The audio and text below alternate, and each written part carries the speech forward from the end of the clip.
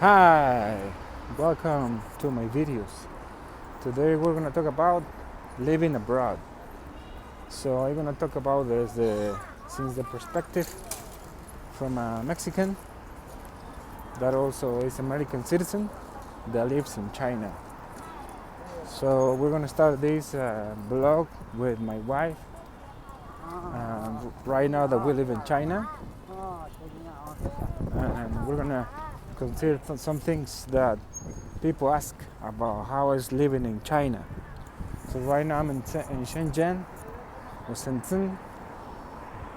It's a city that is next to Hong Kong. It's a city full of electronics, full of life. It's a really nice city, a green city. All the taxis and the public transportation is electric, so there's no a lot of noise like in other cities. We live in Chengdu from 2007 to 2009, and then we moved to Zhuhai. Chengdu is in the Sichuan province, and Zhuhai is close, very close from this city. It's in Guangdong province. So maybe some of you want to move to other places. You don't want to live in the States.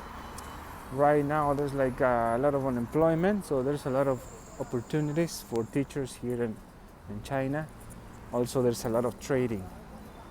People that come here, most of them, like 90% of Americans, Canadians, Australians, and all these English-speaking countries, like 90% are teachers. And how much they pay here, it depends. Everything is negotiable in this life. So for example, I heard some people they get paid like $25 per hour, normal teaching, under a contract, but sometimes it's less than that. Sometimes it's like just 18 per hour. So if you work 40 hours, that's pretty good money. If you do like part-time classes, it's like about $45 per hour that they pay you to teach kids. So that's the main market in China is kids. So that's somebody wants to likes kids, he can come here and teach kids. They pay you to play with them, teach in English. So that's the thing. So how is like the work? It's good. It depends on the school. You have to be careful because some people are really greedy, like anywhere, you know. I'm Mexican, my wife's American. We live in other countries, so we know that everywhere is greedy people trying to take advantage of foreigners. So you have to be really careful. If you like to teach kids, maybe China is for you. But if you don't like kids, don't even try it. There's more things like trading, marketing, but the best jobs in China are for teaching. So if you're gonna come make $45 per hour teaching kids as a part-time, because if you have a contract, they pay you less money, but sometimes they give you a house. Sometimes the schools are nice, but you have to be careful because the level of greediness right now is super high. Shenzhen is a really greedy city. There's a lot of business, a lot of money, a lot of business people, but not just business people, greedy business people. So they will take advantage of you if they can, so you have to be careful. So it's like if you're in America and then you find a job online, be extra careful because they promise heaven and give you heck. So that's why you have to be careful. So you have to take in consideration those things. The other thing you have to take in consideration is the language. If you don't speak Putonghua, nothing, like a word of Chinese, it's gonna be hard, but it's not impossible. There's a lot of foreigners that don't speak a word of Chinese, and they make a living here. But of course, you never will feel like home if you don't speak the language. So that's why it's so important to take in consideration. That's one. Also, like it depends on the city. Like Chengdu is more hospitable. The people are more laid back, are nicer. are more friendly with foreigners, and it's not the same here in Shenzhen. People are really cold. Foreigners here, they are not considered. I don't know. I know the environment in China has changed a lot. So, but my experience here is like if you in China or living abroad, you have to kind of like yourself and love yourself, because if not, people will make you feel miserable. So that is for all the expats and immigrants that they go to other countries to visit or to work or whatever. So those are things that you have to take in consideration. If you're happy with yourself, you don't have depression problems. And like, what's the other problem?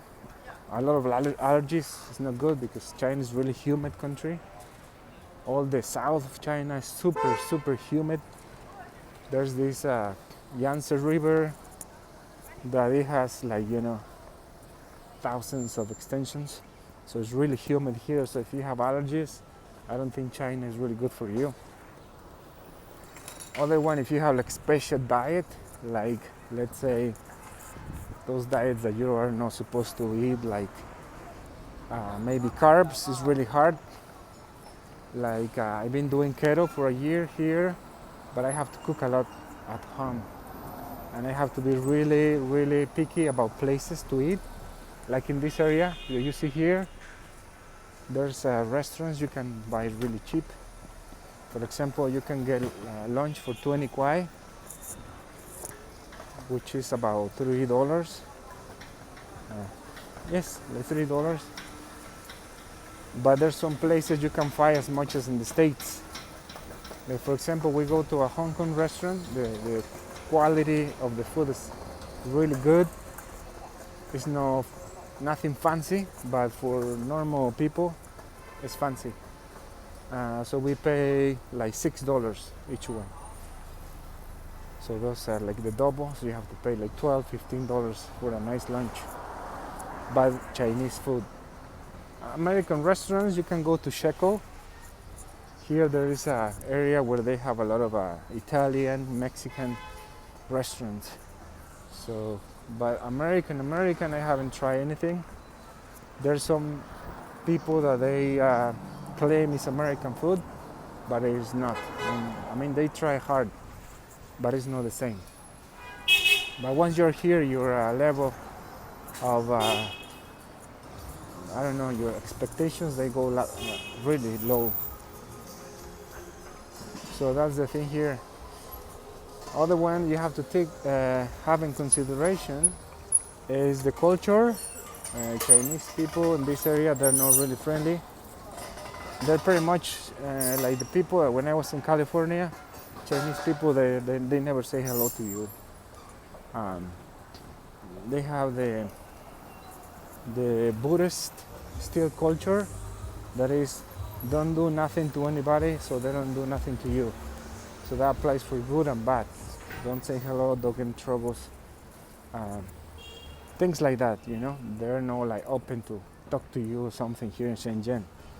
In Chengdu was different. Everyone is saying hello to you. In my case, I blend in pretty good. I look a lot like Chinese person. But in the case of my wife, she's really white. She's gonna be in another video.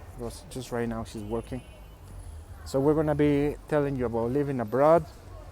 We're gonna be here another 6 months in China, and then we're moving to Mexico. So we're gonna make videos here in case you wanna move to China. But we're gonna talk about the good and bad of living in China. But we're not gonna focus on the negative or political stuff because we're neutral about those things. So I think it's a pretty good living.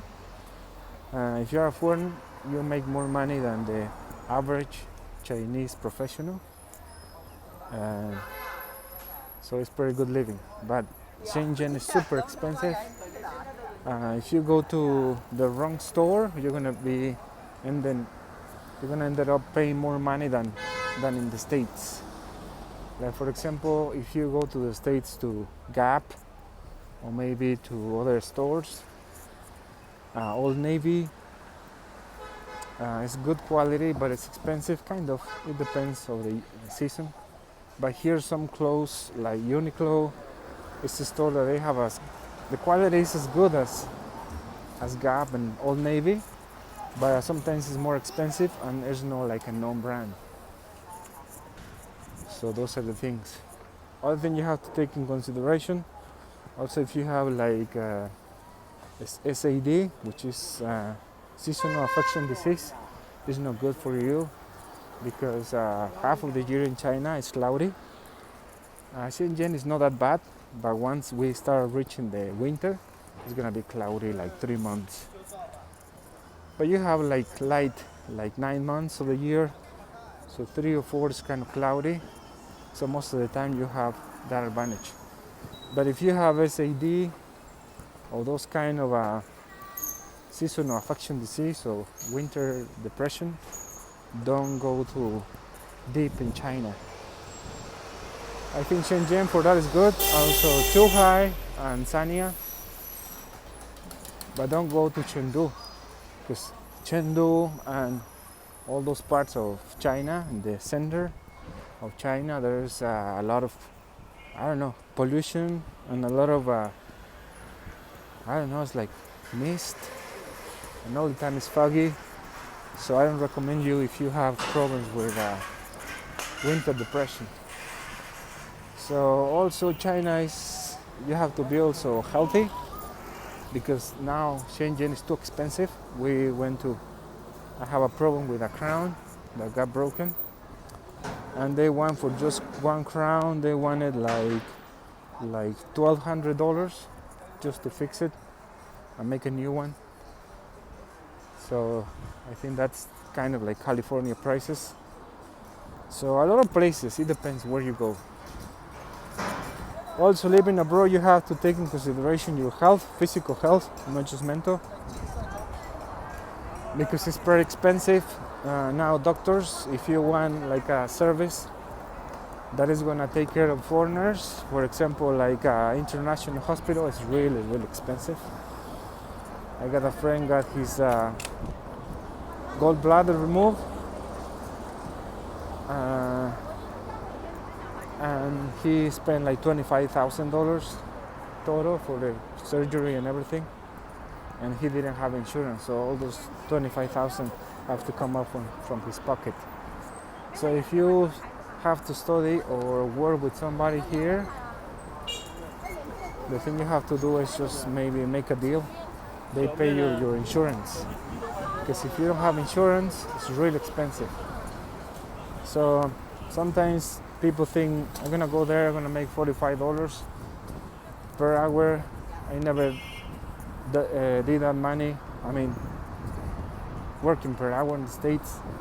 Also, I had some businesses and I'm a salesman. I made more in other things, but per hour in the States, I don't know who pays $45 per hour. So then you have to take into consideration all those things. And what else? I think for this video is gonna be it. I'm gonna keep talking in other videos about living abroad. We're gonna be talking about housing, how much we pay for a house, all those things that are important. We're gonna talk about insurance and also the price of rent a house, places maybe to rent here in the city. And I'm gonna talk about the perspective from a Mexican. I'm a dual citizen, and also my wife, she's American. She's white, and I love her. So I think this is it for this first video. If you have any questions about living abroad in China, please leave it in the description and I will answer as soon as I can. So this is Frank Medina. Bye bye.